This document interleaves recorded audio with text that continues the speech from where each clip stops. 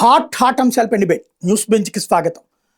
ఆ, ప్రధానమంత్రి నరేంద్ర మోడీ స్వయంగా ఒక వీడియో చేయాల్సిన పరిస్థితి వచ్చింది.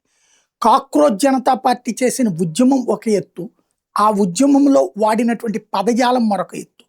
నరేంద్ర మోడీ తల్లిని కూడా దూషించినటువంటి సందర్భం.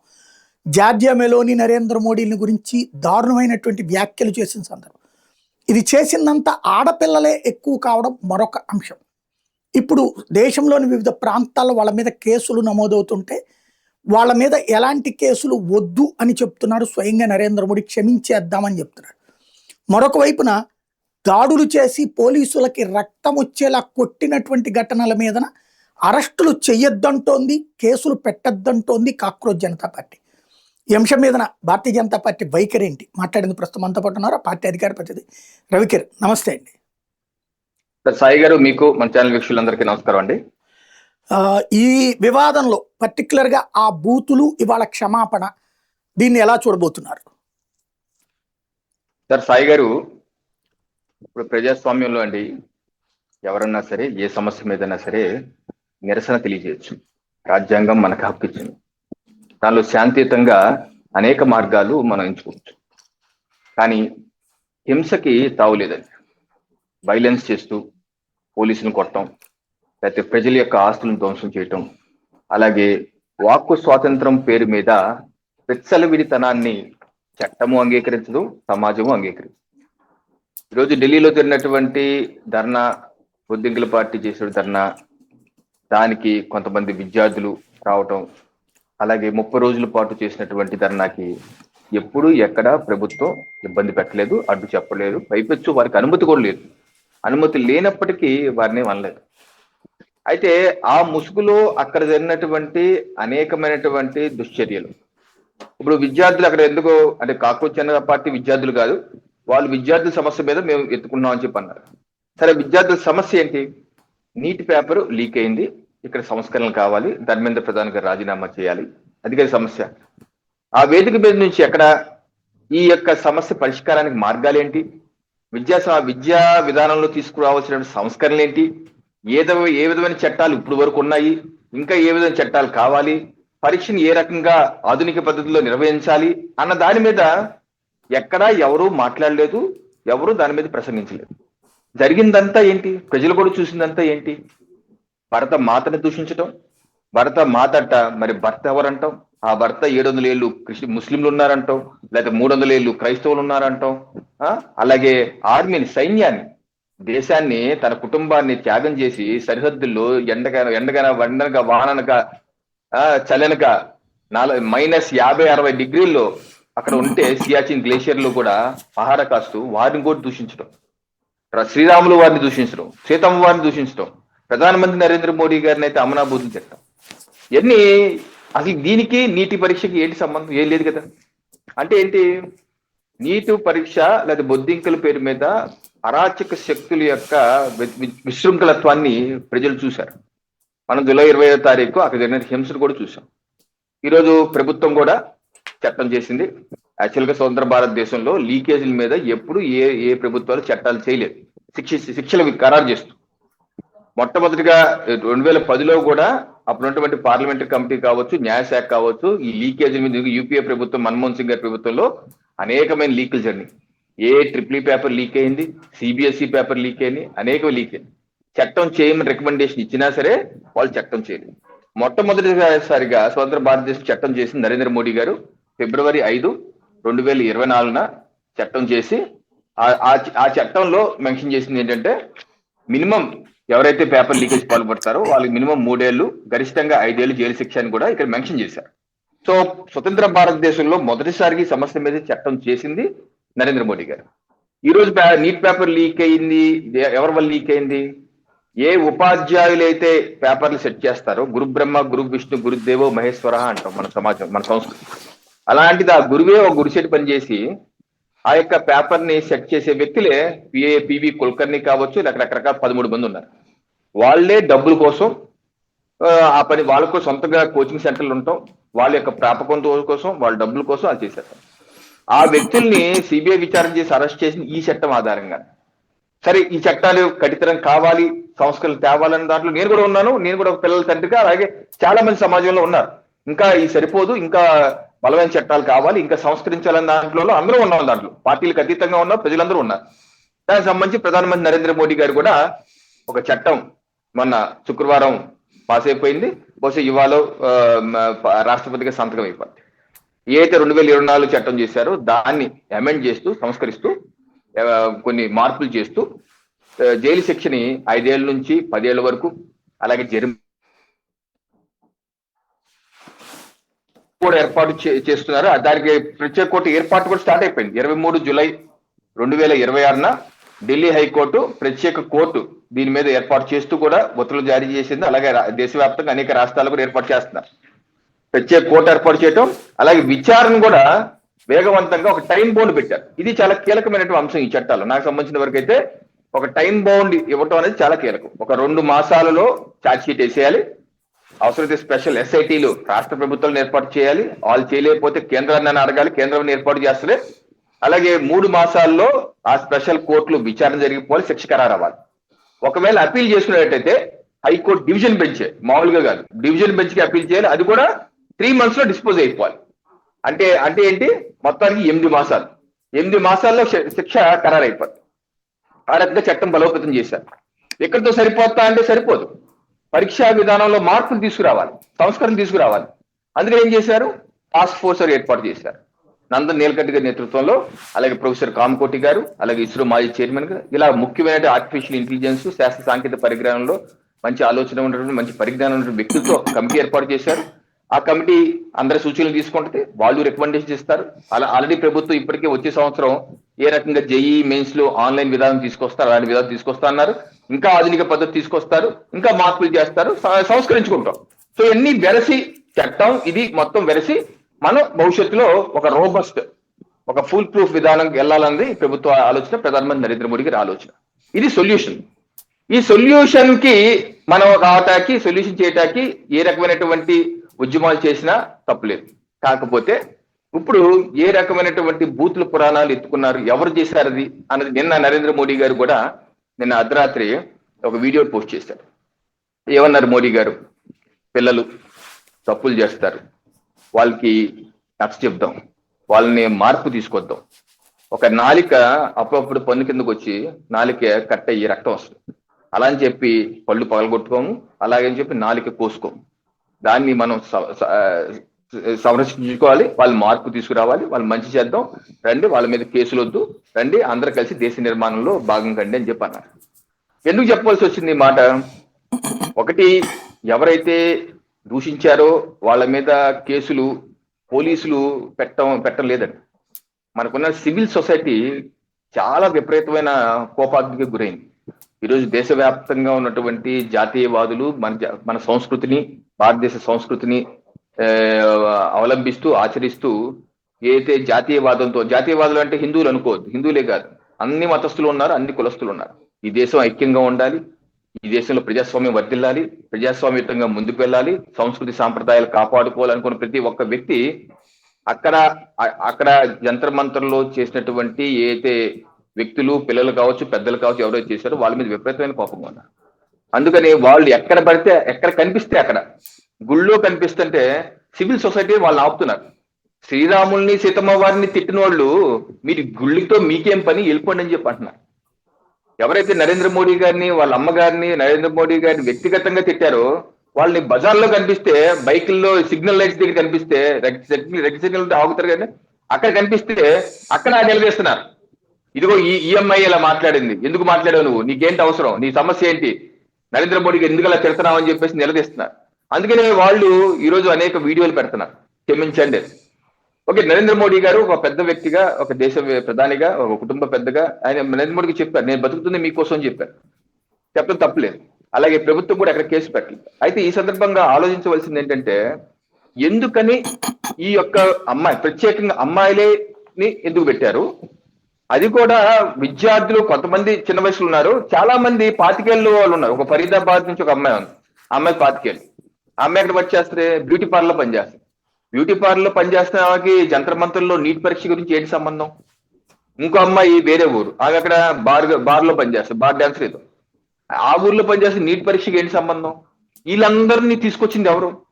ఈరోజు అందరూ పోలీసులు కానీ అందరూ కానీ ఆలోచించవలసిందండి. జాతీయవాదులు విద్యార్థులు ముసుగులో ఈ యొక్క అరాచకాలు, దానిలో క్రిమినల్స్, మళ్ళీ దానిలో అమ్మాయిలు. క్రిమినల్స్ విషయానికి వస్తాను ముందు, ఆ తర్వాత అమ్మాయిల విషయానికి వస్తాను. క్రిమినల్స్ ఢిల్లీ పోలీసులు ఒక లిస్ట్ రిలీజ్ చేశారు. మొత్తం 2873 మంది ఎవరికైతే క్రిమినల్ రికార్డ్ ఆల్రెడీ ఉందో ఆ యొక్క వ్యక్తులు దీంట్లో పాల్గొన్నారని చెప్పి ఫేషియల్ రికగ్నిషన్ ద్వారా వాళ్ళని ఐడెంటిఫై చేసి ముందు పెట్టారు. సుప్రీంకోర్టు కూడా ఇచ్చారు లిస్టులు.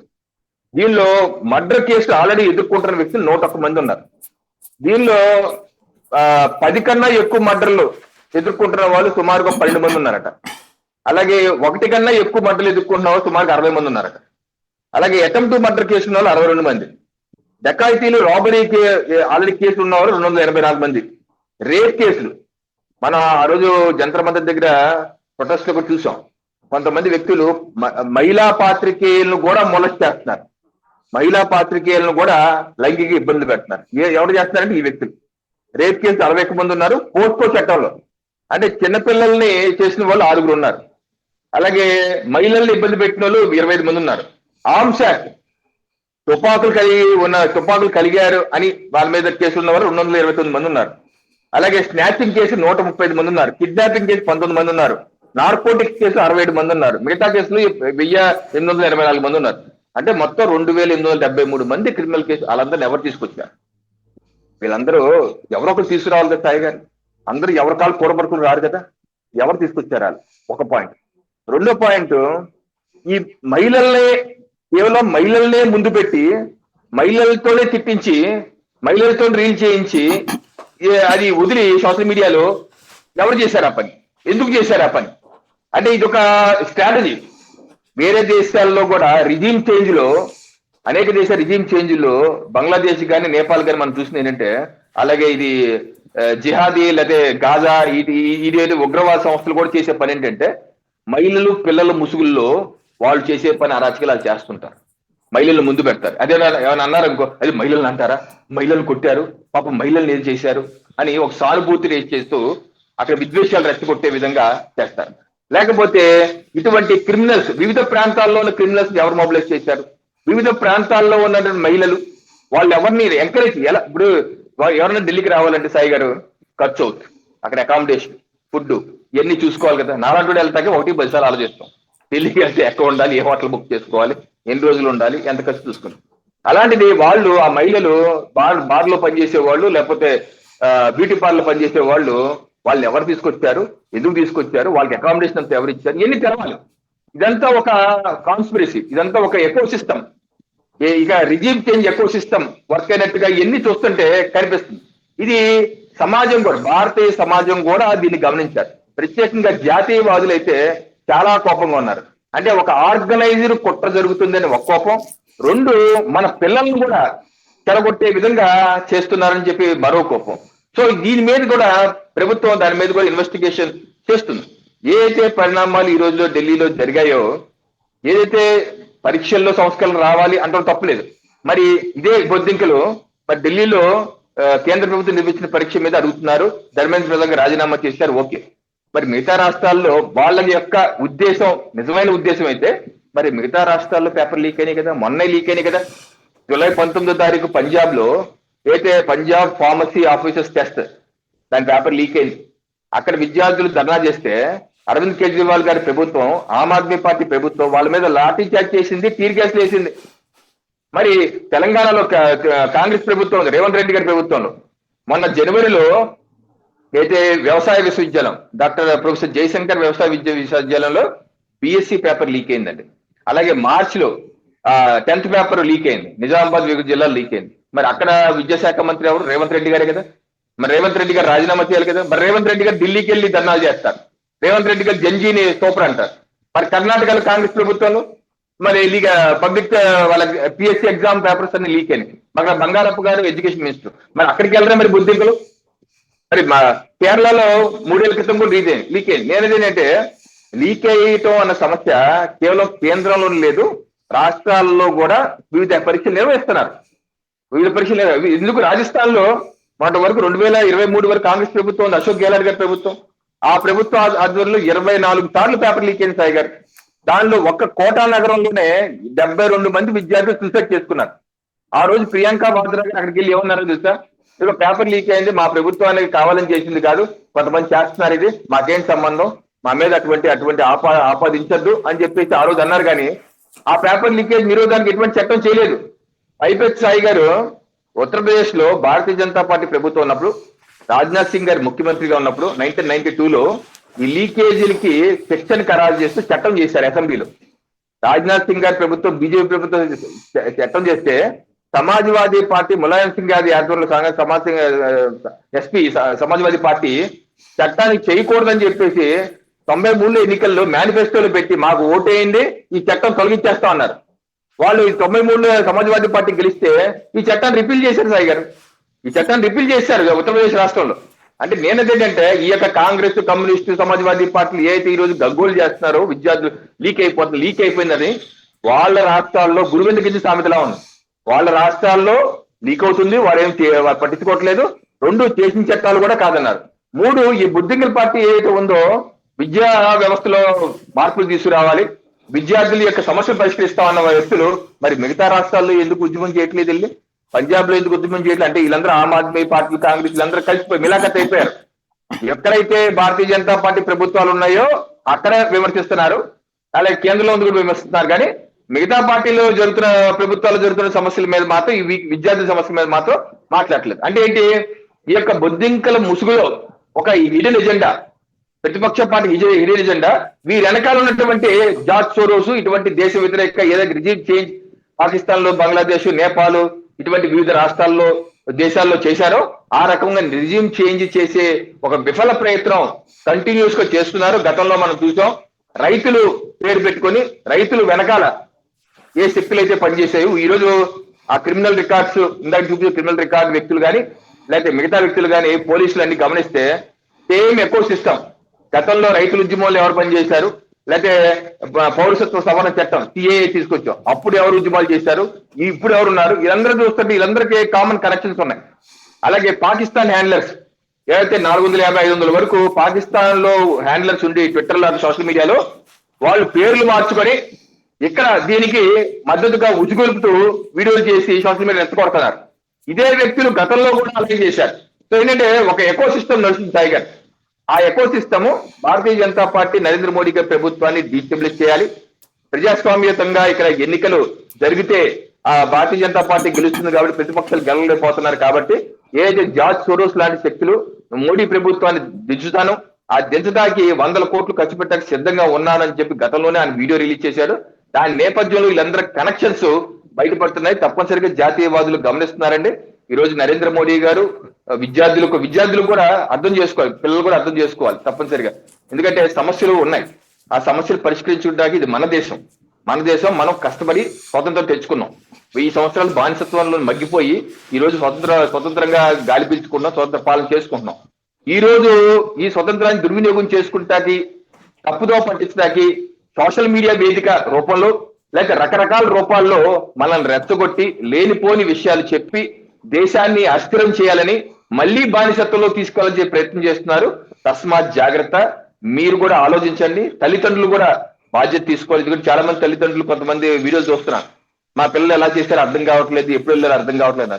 తప్పనిసరిగా ఇటువంటి శక్తులు సోషల్ మీడియా, ఎందుకంటే పిల్లలు కూడా సోషల్ మీడియాలో ఉంటున్నారు, ఇటువంటి శక్తులు ఎక్కువగా ఉన్నాయి.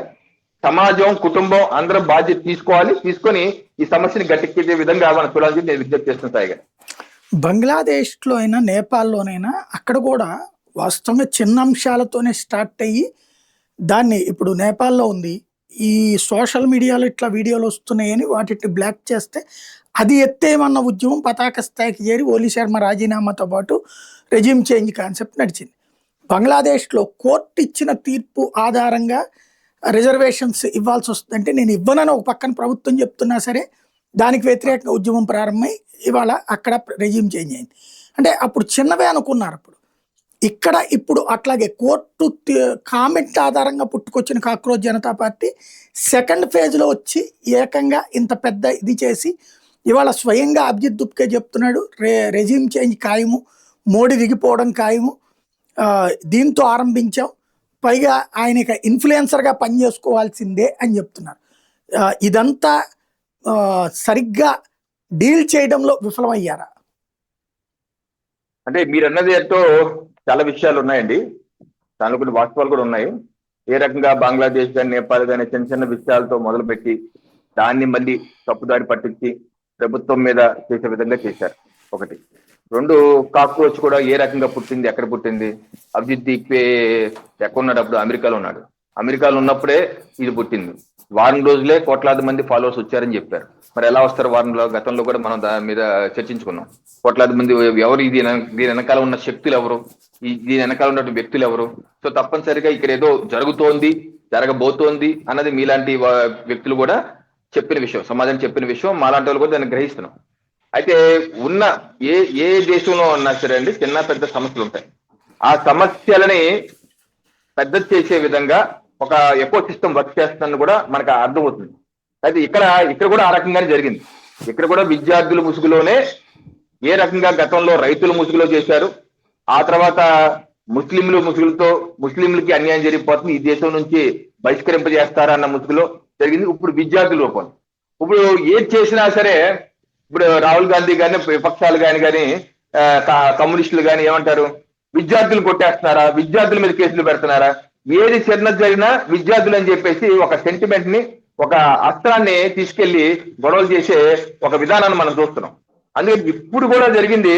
విద్యార్థులు అయితే మేము కాక్రోచ్ జనతా పార్టీ యుఎస్ నుంచి అతను వచ్చాక ఇక్కడ మేము ధర్నా చేస్తాము అని దిగినప్పుడు అతను ఎప్పుడు అనుమతులు అడగలేదు. ఎయిర్పోర్ట్ లో కూడా అతను చాలా మందిని రమ్మన్నాడు, ఎవరు రాలేదు. ఎవరు రానప్పుడు అనుమతులు కూడా అడగలేదు. అడిగినప్పటికీ ప్రభుత్వం అనుమతి ఇచ్చేసింది, అనుమతి తీసి వెళ్ళి కూర్చోమని. సో ఎక్కడ దీన్ని విద్యార్థులు ముసుగులో రెచ్చగొట్టించే విధంగా అవకాశం ఇవ్వకూడదనే ప్రభుత్వం కూడా ముందుకెళ్ళింది. అయితే దీన్ని జూలై 20వ తారీఖు మాత్రం హింసాత్మకమైనటువంటి రూపు సంతరించుకుంది.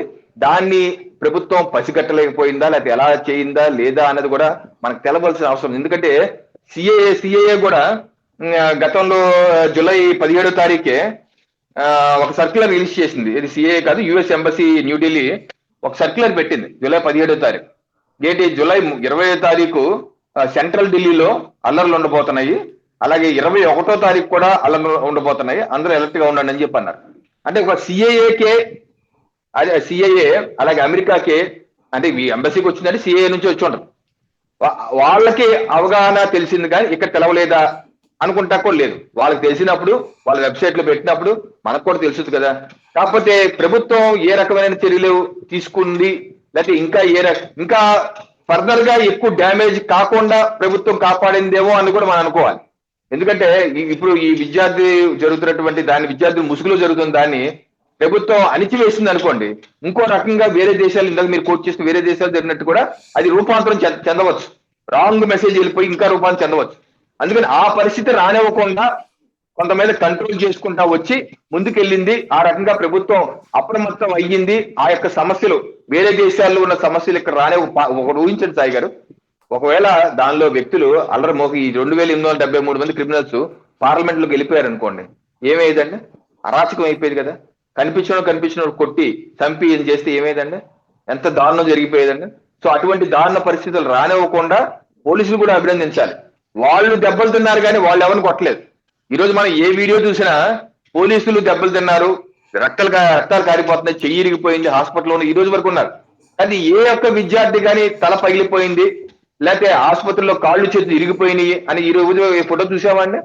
ఏ ఫోటో చూడలేదుగా మనం ఈ రోజు వరకు. అంటే విద్యార్థులకు ఏం అవ్వకూడదు, అవసరమైతే మనమే దెబ్బలు తిన్నాం అన్న మోటోతో, అన్న ఆలోచనతో ముందుకెళ్ళి. ఎందుకంటే విద్యార్థులకి అయితే దాన్ని అడ్డం పెట్టుకొని సమాజాన్ని కూడా రెచ్చగొట్టి, ప్రజలను కూడా రెచ్చగొట్టి, వాళ్ళకి కావాల్సినటువంటి ఆలోచన విధానం ఏదైతే రిజిమ్ చేంజ్ చేయాలో అటువంటి రిజిమ్ చేంజ్ చేయాల్సిన కుట్ర.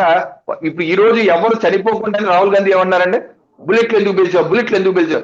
కనీసం ఒకరైనా చనిపోయి ఉంటే అది కావాల్సింది ఏంటి? ఒకరైనా చనిపోవాలి, సరిపోతే శవరాజకీయాలు. మీకు చూపిస్తాను. దానికి ముందు ఏది జూలై 20వ తారీఖు ముందు వివిధ సోషల్ మీడియా గ్రూప్స్ ఏర్పాటు చేసి చూడండి, వివిధ సోషల్ మీడియా గ్రూప్స్ చలో సాంసద్ జూలై 2026 ఈ గ్రూప్ ఏర్పాటు చేశారండి. దీనిలో ఏం రాస్తున్నారు చేస్తే సార్, ఇదిగో చావరైనా చావాలి, చంపరైనా చంపాలి, దేకో యారో జో జో జన్సే ఈ హిందీలో రాశారు చూడండి, అక్కడికి వెళ్ళి మీరు చావనన్నా చావాలి, చంపనన్నా చంపేయాలి, ఆ రకంగా చేస్తే భవిష్యత్తు తరాలు మిమ్మల్ని వీరుల్లా గుర్తుపెట్టుకుంటాయని చెప్పి రాస్తున్నారు. అలాగే జేఎన్యూ సాంసద్ చెలో కోఆర్డినేషన్ గ్రూప్ అని ఉంది. ఈ గ్రూప్ జేఎన్యూ సాంసద్ చెలో కోఆర్డినేషన్ గ్రూప్ అని వీళ్ళు ఎవరు రాస్తున్నారు తెలుసా, మనం అక్కడ గొడవలు చేసినప్పుడు అక్కడ నెట్వర్క్ డౌన్ చేస్తారు, అందుకనే మనం డౌన్లోడ్ బిరార్, బిట్ చాట్ వంటి యాప్స్ ని డౌన్లోడ్ చేసుకుందాం, అది బ్లూటూత్ లో పనిచేస్తాయి కాబట్టి అప్పుడు మనం కోఆర్డినేషన్ చేసుకుని బాగా అలర్ట్ చేయొచ్చు అని చెప్పి అన్నారు. అలాగే ఇంకో గ్రూప్ జేఎన్యూ సాంసద్ చెలో కోఆర్డినేషన్ గ్రూప్ లో లాల్ సలాం మోదీ సర్కార్ కా లాస్ట్ డే హై, లాల్ సలాం అని ఎవరంటారండి, మోడీ సర్కార్ లాస్ట్ డే అంటే ఒక ప్రణాళికాబద్ధంగానే ఒక కుట్రపూరితంగానే ఈ కమ్యూనిస్టులు, అర్బన్ నక్సలైట్లు, ఈ నక్సల్ బ్యాచ్ నక్సల్ ముక్త్ భారత్ అయిపోయింది ఈ రోజు, అలాగే కమ్యూనిస్ట్ ముక్త్ భారత్ అయిపోయింది. ఈ యొక్క స్టూడెంట్లు ముసుగులో ఉన్నటువంటి కాంగ్రెస్ వివిధ జిల్లాల నుంచి ఆ జిల్లా మహిళా కార్యకర్తలు, మహిళా నాయకులు కూడా దీనిలో విద్యార్థుల్లో ముసుగులో వచ్చేసారండి. వాళ్ళ వీడియో కూడా బయటకు వచ్చింది, మమ్మల్ని ఎలమన్నారు, మా ఐటీ చెప్పొద్దన్నారని చెప్పి కూడా వచ్చింది. అంటే విద్యార్థుల ముసుగులో కమ్యూనిస్టులు, అర్బన్ నక్సలైట్లు, కాంగ్రెస్ వీళ్ళందరూ ఇన్వాల్వ్ అయ్యి విద్యార్థులు ముందు పెట్టి ఏదన్నా జరిగినా సరే విద్యార్థులు, ఇప్పుడు రాహుల్ గాంధీ గారు ఏమంటారు, విద్యార్థుల మీద కేసులు పెడతారా, విద్యార్థుల మీద కేసులు పెడతారు. కేసులు ఎవరు పెడతారు విద్యార్థుల మీద? ఈ 2873 మంది విద్యార్థి అని చెప్పి ఐడెంటిటీ కార్డు చూపిస్తే చాలు. ఒకరు అంటున్నారు విద్యార్థి అంటే ఐడెంటిటీ కార్డు చూపిస్తే చాలు, అది మీద కేసు పెట్టామని చెప్పేసి ఐడెంటిటీ కార్డు చూపించమన్నా అని చెప్పి అన్నారు. దమ్ముడు చూపించమన్నా, ఎవరికి ఐడెంటిటీ కార్డు చూపించిన కేసులు ఉండవు. బట్ వీళ్ళందరూ 2773 మంది విద్యార్థుల, ఆ యొక్క భరత మాతను తిట్టే వాళ్ళు విద్యార్థుల, వీళ్ళందరూ ఈ 25 వయసు అంతకన్నా ఎక్కువ వయసు ఉన్న వ్యక్తులు ఉన్నారు. సో నేనైతే ఏంటంటే ఈ యొక్క ముసుగులో ఎవరైతే ఏదైతే రాక్షస క్రీడ, రక్తం చూడాలి, రక్త పిపాసులుగా అయ్యి చేయాలనుకున్నారో ఆ యొక్క పరిస్థితి కానివ్వకుండా అప్రమత్తమై ప్రభుత్వం వారించగలిగింది, ఆ రకంగా సక్సెస్ చేయగలిగింది. ఈ రోజు 10 రోజుల తర్వాత కూడా సమాజం కూడా ఏ రకంగా స్పందిస్తుంది, సమాజం వాళ్ళ యొక్క ఈ యొక్క దుశ్చర్యలు పాల్పడిన వాస్తవాలకు ప్రజల ముందుకు వస్తున్నాయి. దాంతో సమాజం కూడా, జాతీయవాదులకు కూడా అర్థమవుతుంది ఎంత అప్రమత్తంగా ఉండాలన్నది. నేనైతే ఈ విషయంలో ప్రభుత్వం ఒక అడుగు వెనకేసినా, ఒకటి సార్, ఎవరన్నా విద్యార్థి పొరపాటున గాడ్ ఫర్బిడ్ ఎవరైనా విద్యార్థి చనిపోయాడు అనుకోండి, అందరం బాధపడతాం, మీరు నేను అందరం బాధ, అయ్యో విద్యార్థి 15 ఏళ్ళ వయసు 16 ఏళ్ళ వయసు చనిపోయాడే అని చెప్పి బాధపడతాం. అటువంటి పరిస్థితి రానివ్వకుండా పోలీసులు దెబ్బలు తిని ప్రభుత్వం ఒక అడుగు వెనక్కి వెళ్ళి ఆ పరిస్థితి రానివ్వకుండా కాపాడిందని నేనైతే అనుకుంటున్నాను.